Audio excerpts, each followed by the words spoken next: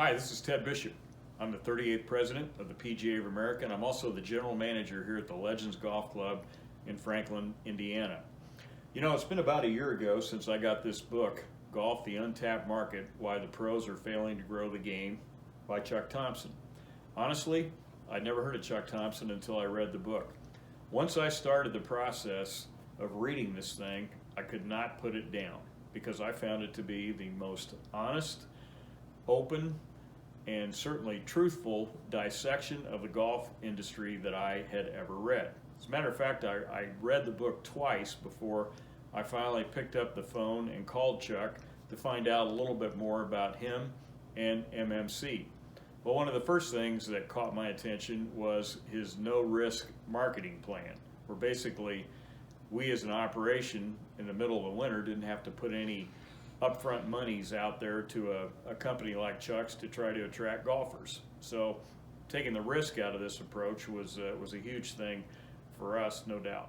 We launched our campaign in January of 2018, closed it out in April, and I can tell you things took off like a rocket here, and we recorded several thousand sales in the first few weeks, and I began to question whether or not we really should go through the expense of the direct mail marketing part of the campaign. And thank goodness we did that, because the direct mail is the piece that actually brings in the casual and the non-golfer to your facility. And I never really had figured out how to do that. And anything that we had ever done here at the Legends, honestly, from a marketing standpoint, had always been geared towards trying to take somebody else's customer and bring them into our facility. And you know, what we found was this direct mail piece was absolutely critical in attracting new casual and non-golfers to our facility.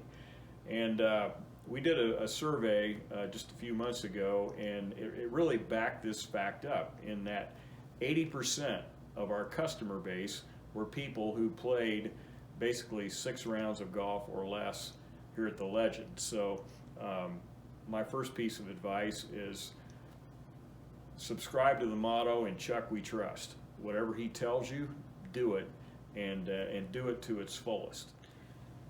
That being said, even when we were in the middle of the direct mail piece campaign and we continued to attract all these casual and non-golfers, I started to have reservations about whether or not we would be able to provide access to all the people that were having confidence in us offering this new membership.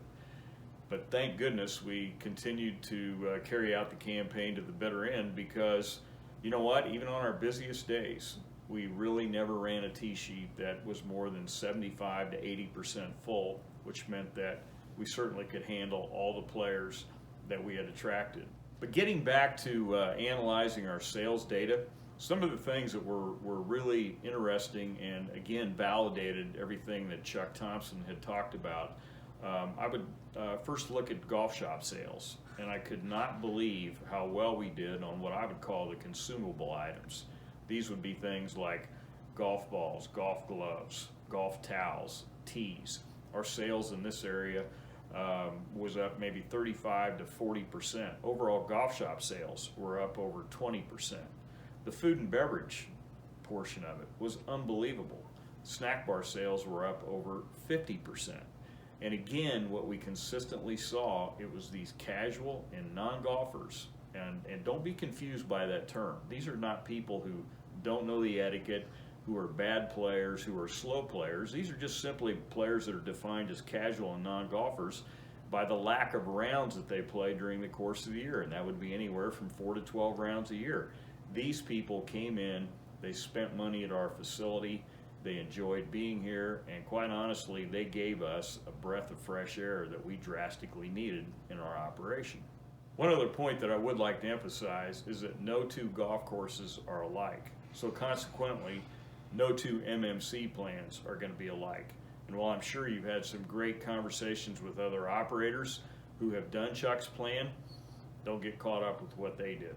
Focus on your own business, worry about your own demographics, and follow everything that Chuck tells you about your individual operation. That's another thing I really liked working with Chuck on, was the fact that I felt like he took the time to get to know my operation, and my operation's totally different from yours, and listen to him. He'll do a good job for you too.